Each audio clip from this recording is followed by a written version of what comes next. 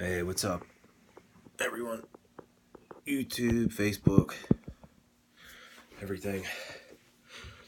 Um, Let me get situated here. Um, I don't have a set schedule on when I'm gonna make videos. I just kind of get inspired. Like at the moment, I was just took a shower and then I was like, you know what? I think I want to talk about this. But uh, I'm gonna keep all names anonymous, obviously.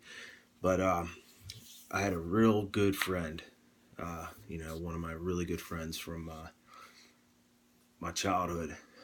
Uh, Messaged me on Facebook, the messenger, and he's like, I have nowhere to turn. You know what I mean? I want to talk to you and see if you can help me. I said, sure. I mean, I'm in early recovery.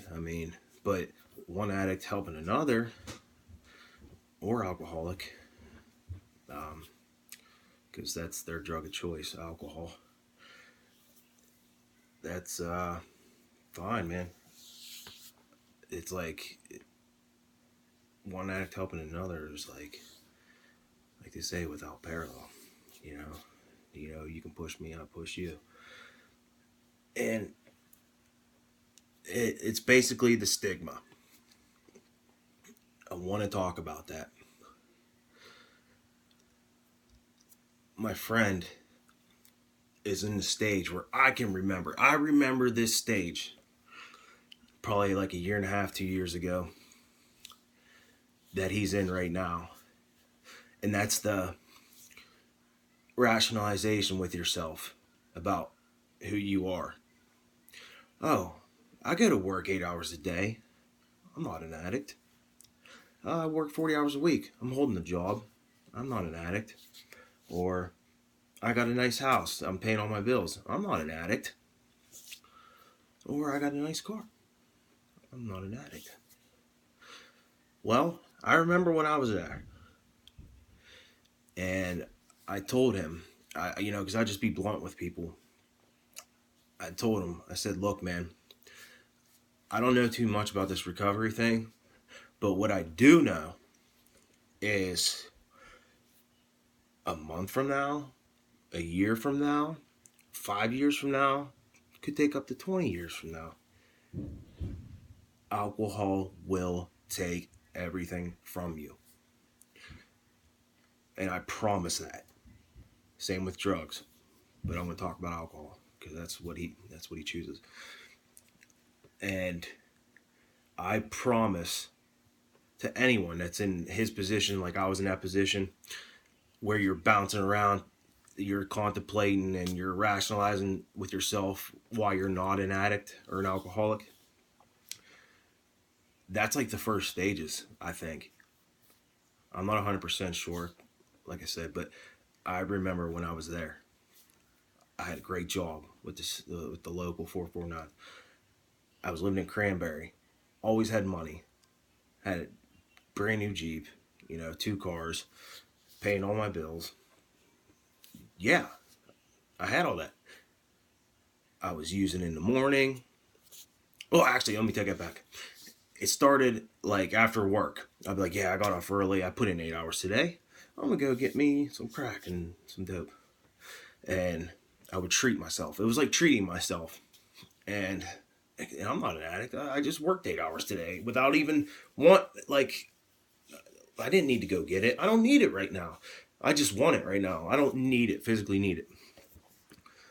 And then it became like a everyday thing after work because it felt great. It was fun.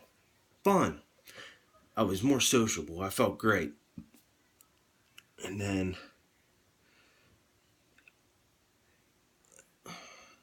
started at work. Started doing stuff at work every once in a while. And then, obviously if I didn't have it that day, I was fine. I'm at work all day. I still don't have a problem. But I'm here to tell you, I know 100%, well, I can't say it, 99.9% sure eventually your drug of choice will take everything from you. Lost my house, lost my cars, almost lost my wife and my kids, lost my job, and now I'm sitting here calling myself a recovering addict. And I'm okay with that. I got over the whole what you think about me in high school. And this is the part, going back to my friend, this is the part where they're at. I said, bro, you're a functioning alcoholic right now. And he's like, well, I don't need it. I don't need it. Yeah, but that's how it starts. Like you're drinking all the time. You're going out there in the week. You're drinking on the weekend for sure. And then all of a sudden, you feel like shit in the morning. You have a hangover. So what's the best cure? Drink again before you go to work. Have a couple beers. And then, like I said, it'll turn on you. You will physically need that drug. Everybody's different. I don't know how long it'll take him, but I promised him he will physically need it at some point. And then it takes everything from you. Your dignity. I mean, especially your pride. Everything. And alcoholics, I've, talked to a couple, and, they say they find themselves hiding bottles everywhere because they're, they don't want people to know that they're drinking, or they're afraid to go in the same state store twice a day because they're worried about what the cashier thinks. That's where it's heading. And his little, him getting a hold of me kind of inspired me to think about this, because there's so many people out there that are probably in this position that can get a grip on it before they get too bad, but they're afraid of the stigma. And that's what I'm trying to get out too. The stigma of it. Hey, who the hell likes to call themselves an addict or an alcoholic? Nobody. Well, guess what? It happens. Lawyers, doctors, fucking probably a pope at some point in the early whatever. Hitler. I mean, for God's sakes, it was a junkie. It doesn't matter what you are, who you are, how much you got, or what you don't have. It'll take everything. And I promise that. And right now I'm trying to tell him, look, man, you're a functional alcoholic. He agreed. And I said, my suggestion, I'm not a meeting guy, but I know it works for people. But I told him, maybe let's go to a meeting, an AA meeting. You can even tell me you're there to support me if you're worried about the stigma. Because he was like, well, what if somebody sees me there? And they're like, whoa, you're an alcoholic. I said, bro, just blame it on me. Blame it on me. Tell them you're supporting me. And I'm okay with that. Like I said, I don't know where my life's headed. But right now I know good things are happening. For the first time in my life, the obsession's gone. Maybe God put his little finger on my head. Boop. But no, but the stigma. You share this video. If you know someone who's in that in-between stage where they kind of got a grip on things still, but they're still using that every day. They're rationalizing, oh man, I put in a freaking 8-hour, 10-hour day. I need to go get a drink and reward myself. If you know somebody who's like in that position and they're having trouble calling themselves an alcoholic or an addict, try to talk to them. In this day and age, man, you shouldn't be embarrassed about anything.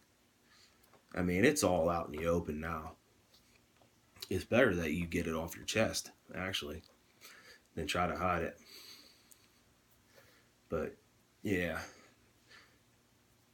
I feel for my friend. I know what he's going through. I went through that same thing. He's not really sure, but he knows there's something wrong. And I'm going to try to nip it in the bud before it it gets too bad. And I want him to get educated on the whole AA thing. I mean, there's people that literally don't know anything about that world that have problems with drug and alcohol. That they've never been to a meeting, they're scared. They never would call themselves an addict because they're not, in their head. And they don't, they're embarrassed. They're embarrassed to be who they are, man. And I'm here to tell you, be comfortable in your own skin, man. I am. For, yeah, I work out and stuff like that, and try to look good. I'm still comfortable in my own skin, I like working out because of me, I'm not doing it to show off for anybody. But I'm hoping he gets a hold of me. He has my number. I'll go to an AA meeting, even though I'm not a meeting guy, but, to help him out and just get him used to that world.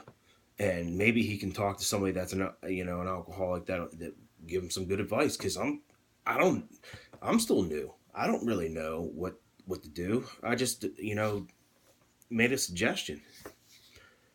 And he told me, he's like, I never even thought about it like that. I'm a functional alcoholic and all this stuff because he doesn't know about that world. And I kind of opened his eyes to a couple things, but we're still going to work on it.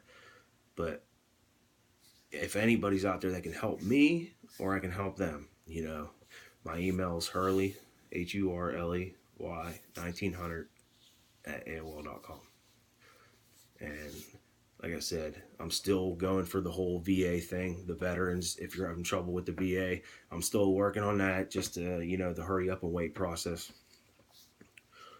But yeah, that was the gist. I kind of got inspired, and I was thinking about it in the shower. This guy, my friend's embarrassed right now of who he is, and he shouldn't be. And he to hide that embarrassment, he could keep drinking and then turn into a full blown alcoholic because he didn't open up. He didn't open up and say, "Hey, I got a problem," and he can turn into a full blown alcoholic. And I don't want that for him. He's a good dude. But anyways, yeah. Here's another video. Whatever inspires me that day, like I said, I don't put a day on when I'm going to make a video, but I definitely want to talk about that because the stigma sucks. And the embarrassment, the shame, the guilt. Get over it. There's a whole group of us that are all the same. And that's what meetings are for. So, anybody that's embarrassed of who you are, don't be. Be comfortable in your own skin. If you think you have a problem, talk to somebody. Doesn't matter what job or anything you have. So, but yeah, I'm done. Have a good night, everyone. Hope you like it.